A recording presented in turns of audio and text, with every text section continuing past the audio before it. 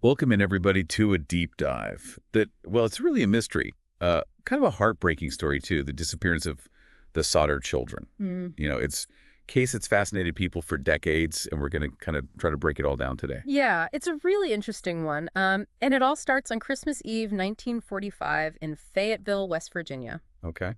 The Sodder family home was, decorated for the holidays, full of cheer, and then it was engulfed in flames late that night. Oh, wow. The parents, George and Jenny Sodder, along with 4 of their 10 children, they escaped. Okay. But 5 of their children, Maurice, who was 14, Martha, who was 12, Louis, who was 9, Jenny, who was 8, and Betty, who was 5, they were never seen again.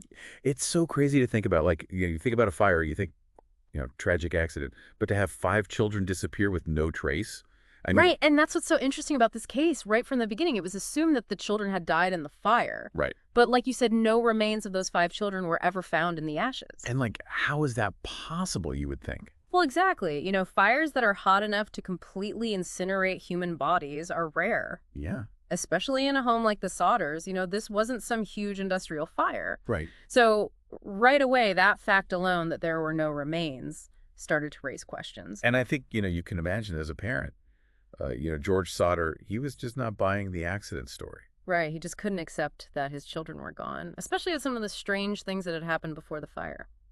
Like, what kind of strange things are we talking about? Well, for instance, just a few weeks before the fire, a stranger approached George looking for work, and he made some comments that, looking back, seem really eerie. Okay. He specifically said that George's house would go up in smoke and that the Christmas lights would be beautiful. My gosh, that's so creepy. Right, it's like one of those things that, in hindsight, takes on a whole new meaning. Totally. And then, wasn't there also something strange about the phone lines? Yes, on the night of the fire, the family's phone lines were cut. Like, what are the chances?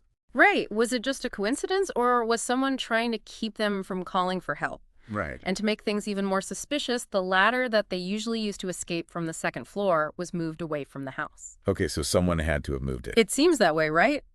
I mean, could it have been an oversight in the panic of the fire? I guess so. Or was it deliberate sabotage?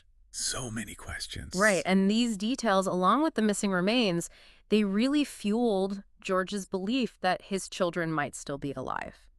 Yeah, it makes sense that he would cling to that hope. Absolutely, and he dedicated his life to finding out what happened to his children. Didn't he actually turn the property into, like, a memorial? He did. He put up a billboard on the property with pictures of his missing children asking for any information. Wow. It was both heartbreaking and inspiring, this constant reminder of the mystery and his determination to find the truth. And were there any leads over the years? I mean, did anybody come forward?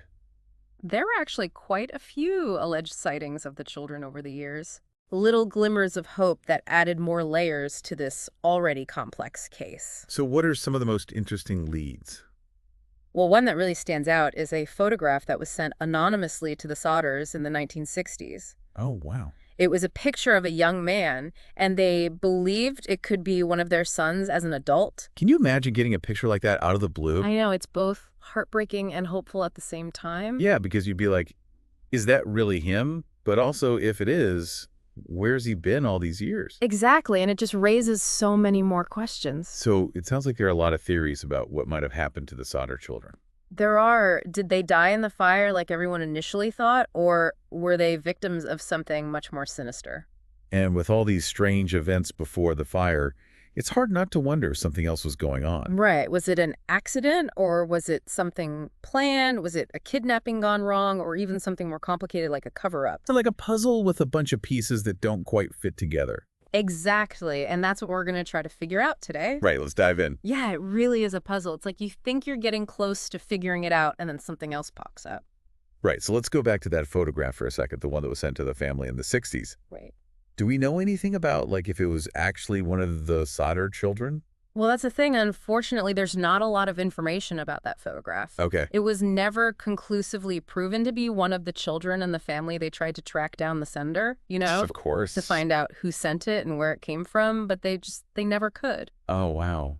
So it's just like this lingering mystery. Exactly. It's this piece of the puzzle that just kind of dangles out there.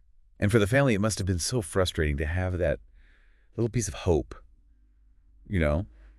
maybe it is him, but also not knowing for sure. Absolutely. It's like having this door cracked open just a little bit, Right. but you can't quite see what's on the other side.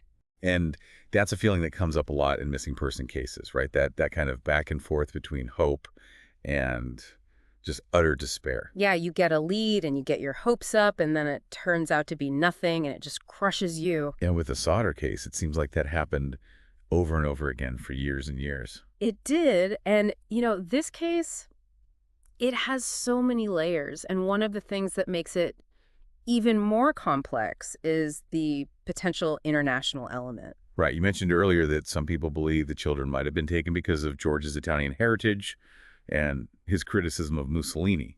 Yeah, and there's no proof of that, but it's a theory that's out there. And it's interesting because fascism was gaining traction in Europe at the time, Right. and tensions were high, so it's not completely out of the realm of possibility. And wasn't there a sighting of the children at a hotel in Charleston, West Virginia? Yes, shortly after the fire, there were witnesses who said they saw the 5 Sauter children with a group of adults who were speaking Italian. Oh, wow. So there's that Italian connection again? It does seem to keep coming up, doesn't it? Yeah.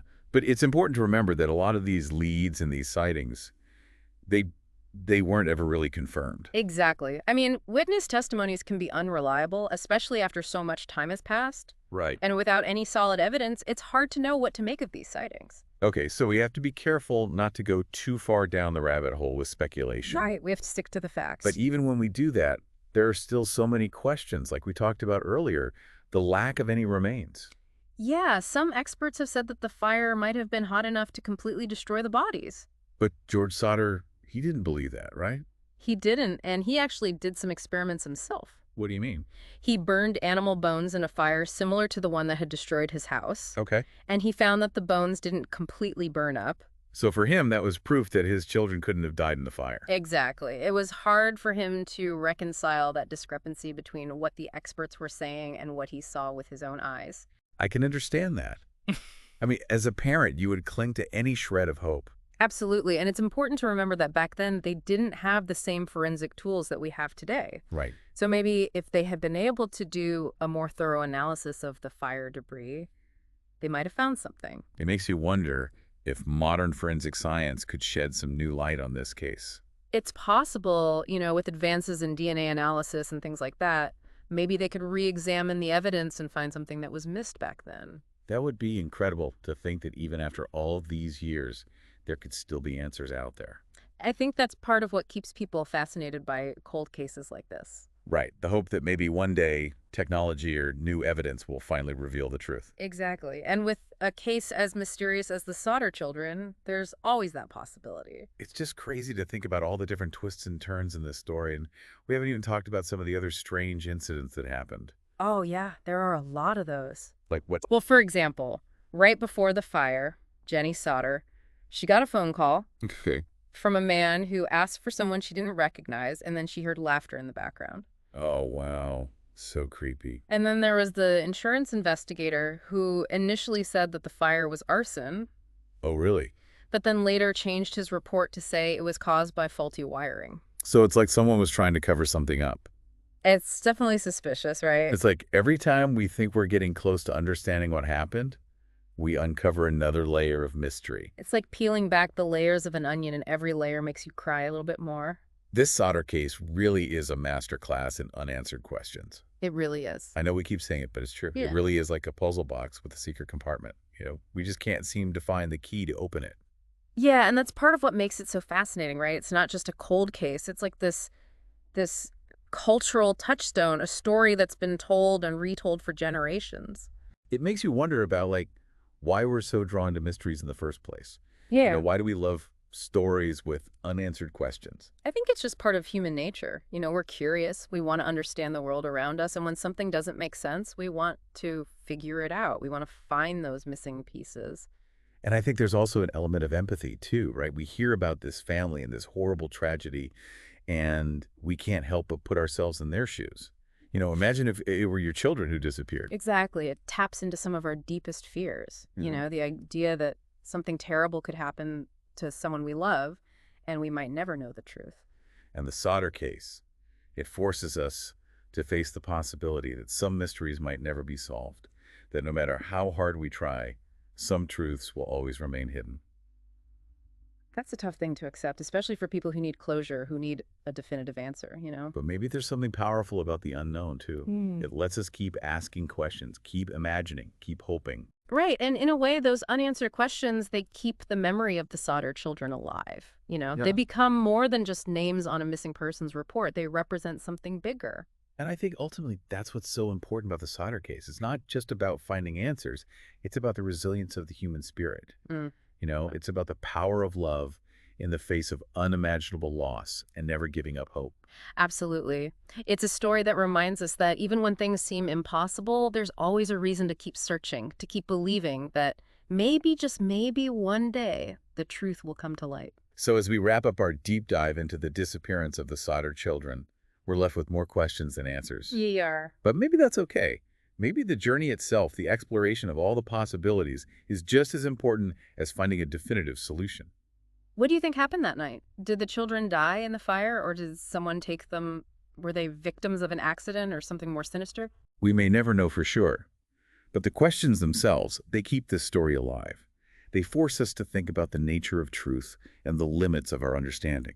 And they remind us that some mysteries may forever remain unsolved, leaving behind a legacy of questions, a haunting sense of wonder, and a story that will continue to be told for generations to come. Thanks for joining us for this deep dive into the vanishing of the Solder children. It's a case that continues to captivate and intrigue, and we hope you'll keep exploring this mystery along with us.